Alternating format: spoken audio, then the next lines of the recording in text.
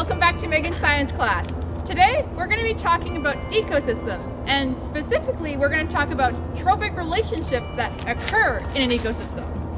So let's start off with talking about what is an ecosystem. So an ecosystem is made up of all of the living things in one area as well as the non-living things in one area. Take this forest for instance. There are lots of different trees around. We have different animals, different birds, different insects. There's bacteria that live in the soil.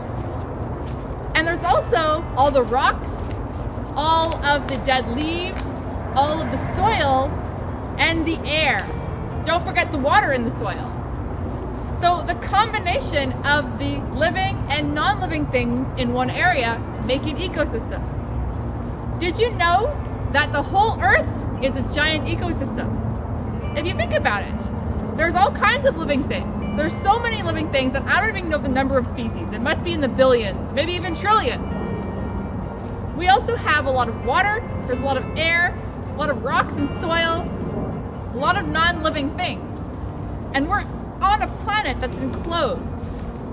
It's in a closed system because of our atmosphere. It protects us. So the Earth is one ginormous ecosystem. If you recall, when we were talking about communities, we were talking about limiting factors or ecological factors. And we had said that there are two kinds. There are abiotic factors and there are biotic factors. Let's review that for a little bit because those apply to ecosystems as well.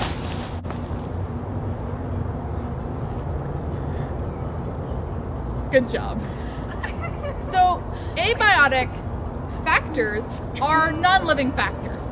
And some examples could be access to sunlight, access to water, or the chemical composition of the soil. Biotic factors are what we consider to be living. So it could be access to food or disease. So let's get to the meat of this subject here. We're going to talk about trophic relationships. And you might be surprised that you actually know what that is. You just know it under a different word. You might have heard of food chains before. That's essentially a trophic relationship. So if you think about a food chain, let's think about how a rabbit eats grass. And then we have a snake that might eat the rabbit. And then we have a hawk that might eat the snake. See, food travels up the food chain. The grass makes its own food from the sun and from the nutrients in the soil and from water. The rabbit eats the grass and it gets its energy from the grass. The snake then gets its energy from the rabbit, and the hawk gets its energy from the snake. And that's the basics of a food chain, or a trophic relationship. Now, trophic relationships are incredibly important in an ecosystem because it transfers energy throughout all the different living things in an ecosystem.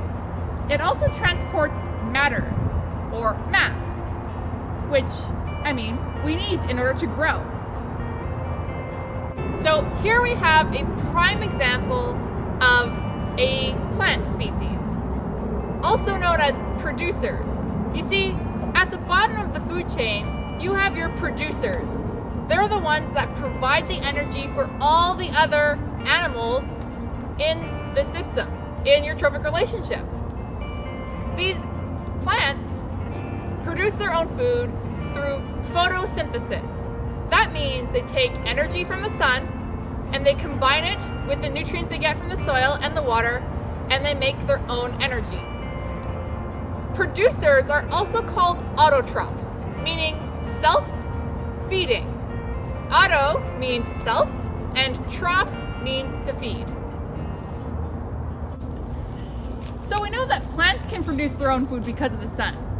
But what about the oceans? Well, we have the plants that live near the surface of the ocean that still get sunlight.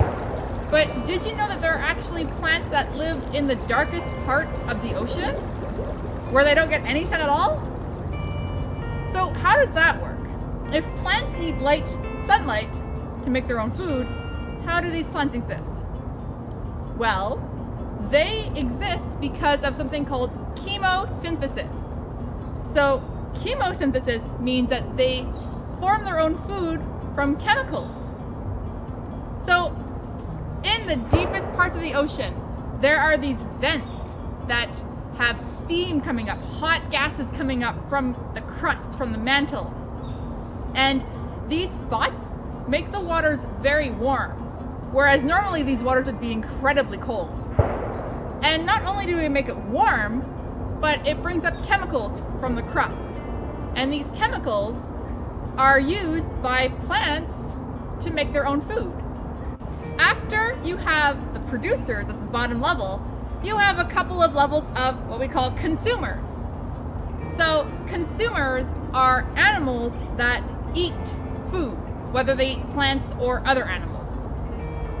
You have your primary consumers, which are your herbivores, the people or the animals that only eat plants. Then you have secondary consumers, which we also call omnivores, because they can eat plants or they would also eat other animals. The third level are the top apex predators, and they are called the tertiary consumers. We also call them carnivores, because typically the ones at the very top only eat meat. Take a look at those mushrooms. See these guys right here? They're currently working on this log, decomposing it. You see, mushrooms or fungi, also other insects and bacteria, they are the composters of Mother Nature. They act as decomposers, and decomposers have a very important role in an ecosystem. Decomposers are in charge of taking dead organisms and turning them back into inorganic matter that can be used for new plants to feed on. They basically compost everything, turn it back into soil so that it can be used again. They're a very important part for chemical recycling, which we'll talk about in the next video. Decomposers are also called detrivores. Now, detrivores feed on detritus, which is waste, essentially. So, a trophic relationship is a food chain. Now, in an ecosystem, we have lots of different food chains happening at the same time. And sometimes animals will eat other things that intersect and intertwine. And suddenly it's not a food chain anymore, it's called a food web. Here is an example of a food web. Here we have a forest, and we have all kinds of forest critters, like this bunny here, this earthworm, this mole here. We have some songbirds, we have some snakes, we have some weasels, we have some birds of prey, and we have some owls. So let's draw in our connections, the feeding connections right here.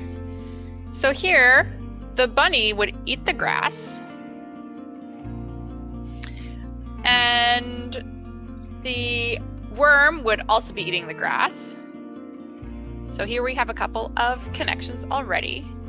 Now, if we think about it, the mole would actually eat the worm. And we always draw the arrow away from the thing being eaten. So we have grass feeding the worm, and then we have the worm feeding the mole. Now, a snake would eat a mole. It would also maybe eat a songbird if it could get its hands on it. Not that snakes have hands. And it could also eat a rabbit. Now, weasels would also be very fond of eating rabbits, and they would also be very fond of eating moles.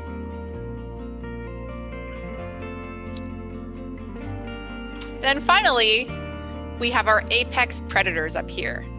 So the songbird would feed our owl. The weasel would probably feed the owl as well. The snake would probably feed our bird of prey over here. The weasel would definitely feed the bird of prey as well as the songbird here. as you can see, we have quite a few different food chains. We have this one right here, from the grass to the rabbit, to the weasel, to the owl. Then we also have from the grass to the rabbit, to the snake, to the eagle. We have lots of different food chains. And this is really a food web. So this is what a food web looks like.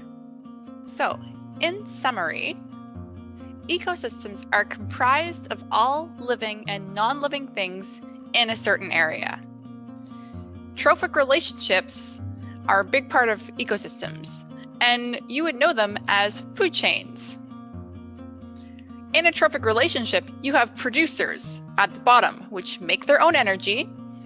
Then you have levels of consumers, where they need to eat other things to get their own energy.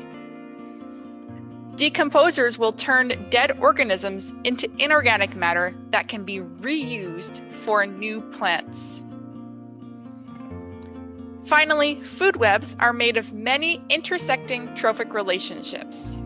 Thank you for listening, and I'll see you next time when we start talking about ecosystem dynamics.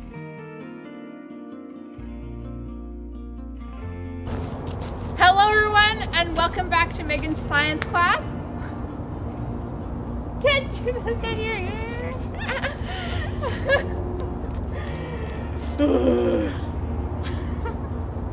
Okay, what's my script again? I need to review that. I know you're recording already.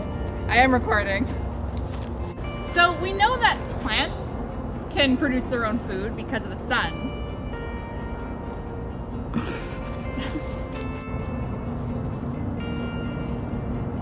I said that wrong. It's detritivores. I'm not gonna do that. Yeah. I said it wrong.